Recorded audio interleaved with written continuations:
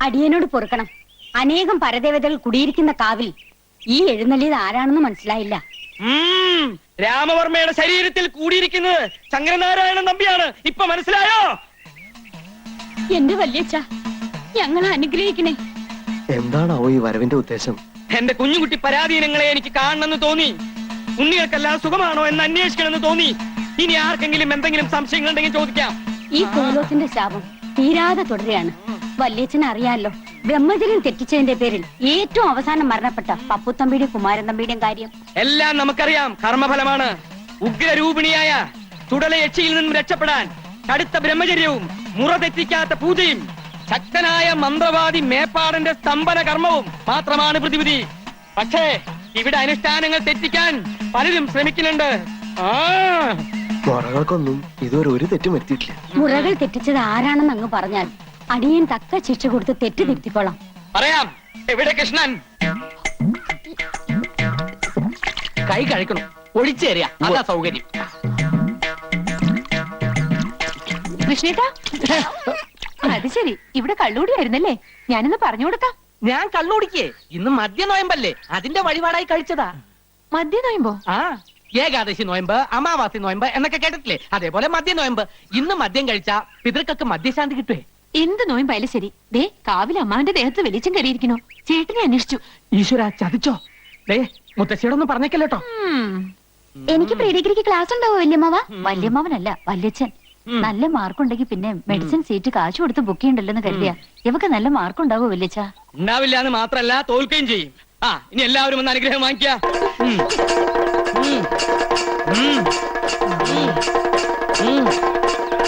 നീ എവിടെയായിരുന്നു?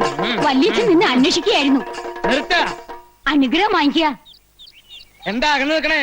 അടുത്ത് വരിക. വല്യച്ഛന് പോകാൻ സമയമില്ലേ? ഇനി അടുത്ത ആഴ്ച വരുമ്പോ അനുഗ്രഹം മേടിക്കാം. കുഞ്ഞിക്കാവിനോട് ഞാൻ പറഞ്ഞില്ലേ ഇവിടെ ചിലത് അനുഷ്ഠാനങ്ങൾ തെറ്റിക്കുന്നുവെന്ന്. ഇയാളെ കുറിച്ച് നമുക്ക് ചിലത് പറയാനുണ്ട്. ഇങ്ങോട്ട് മാറിക്ക. അങ്ങോട്ട് മാറിയിരിക്കുക. നമ്മുടെ ജ്ഞാനദൃഷ്ടിയിൽ ചിലത് വെളിപ്പെട്ട് കഴിഞ്ഞു. അത് കേട്ട് നിങ്ങൾ ആരും ഞെട്ടരുത്. നാം ആരോടൊന്ന് മനസ്സിലായോ? കാലിന്റെ മുടന്ത് കണ്ടില്ലേ? ഇത് ചെറിയച്ഛനാ. എന്റെ ഭദ്രകാളി, ചെറിയച്ഛൻ വല്ലാതെ കോപിച്ചിരിക്കുകയാണല്ലോ. ഇപ്പൊ ഞങ്ങൾ എന്താണാവോ ചെയ്യേണ്ടത്? ജീവിച്ചിരിക്കുമ്പോൾ തന്നെ ഈ വല്യച്ഛൻ എന്റെ ശത്രുവായിരുന്നു.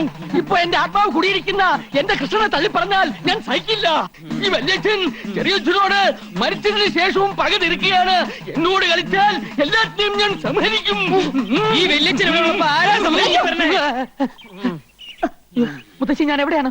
ഓർമ്മയില്ലാതെ എന്തൊക്കെ എന്റെ ദേഹത്ത് എന്തോ കൂടിയ പോലെ. അമ്മ അല്ല, വലിയ പുറക്കണേ. തൽക്കാലം ഞാൻ നിന്നെ വിട്ടിരിക്കണു. കരിക്കൊണ്ടുവരിക. എനിക്ക് പോകാൻ സമയമായി.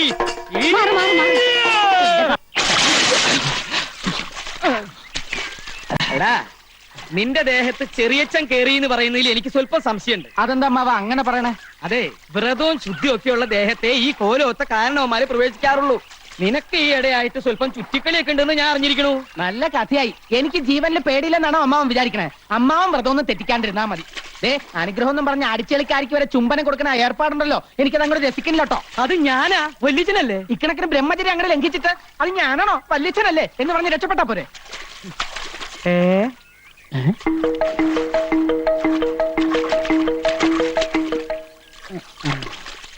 കണ്ടോ, സ്ത്രീകളെ കാണുമ്പോൾ ഈ നോട്ടം തന്നെ ശരിയല്ല.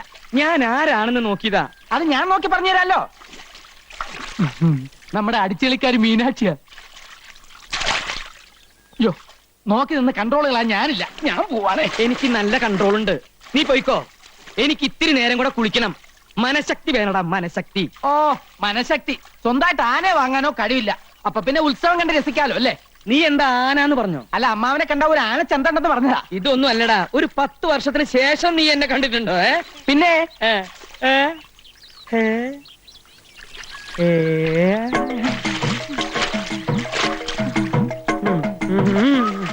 മനഃശക്തി തരണേ.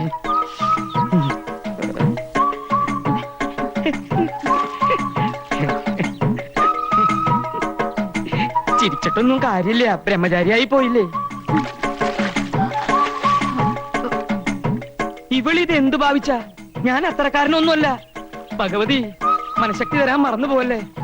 നീ മനഃശക്തി ഒന്നില്ലെങ്കിലും ഞാൻ സ്വന്തമായിട്ട് ഇത്തിരി മനഃശക്തി ഉണ്ടാക്കാൻ പോവാ. കിട്ടില്ലോ, കിട്ടി. മീനാക്ഷി,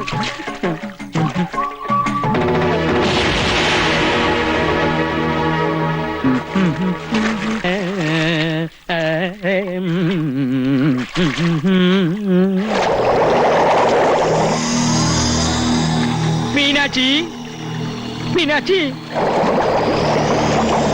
ഒന്ന് പൊങ്ങു മീനാക്ഷി. എനിക്ക് പ്രഷറുള്ളതാ. ടെൻഷൻ ഉണ്ടാക്കല്ലേ. പൊങ്ങു മീനാക്ഷി. നീ ഏതാ? എന്നെ അറിയില്ലേ? ഞാനിവിടുത്തെ ദാസിപ്പെണ്ണ.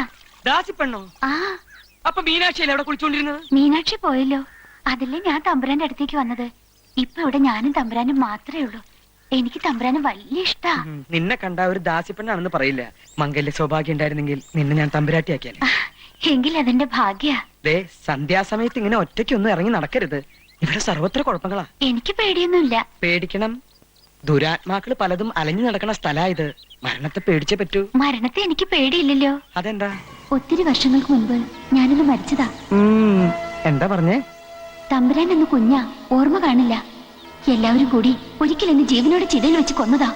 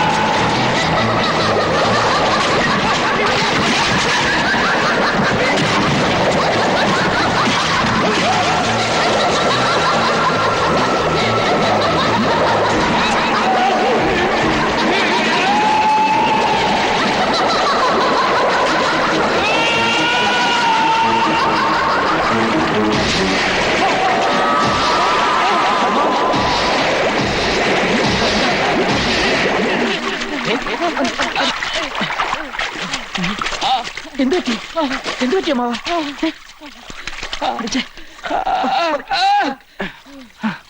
എന്താ എന്താ ഇവിടെ ഒരു ബഹളം? എന്തു പറ്റി എന്റെ രാമന്? അയ്യോ കൃഷ്ണ, എന്താ പറ്റിയേ? എനിക്കൊന്നും അറിയില്ല മുത്തശ്ശി. ഞാൻ കുളി കഴിഞ്ഞ് നേരത്തെ പോയി. പക്ഷെ അമ്മാവൻ കുളിക്കുമ്പോ തൊട്ടപ്പുറത്ത് നിന്ന് ദാസി പെണ്ണുങ്ങൾ കുളിക്കുന്നുണ്ടായിരുന്നു. ഇനി ദുർബല നിമിഷത്തിലെ ബ്രഹ്മചര്യം വല്ലതും. ചതിച്ചോ ഭഗവതി?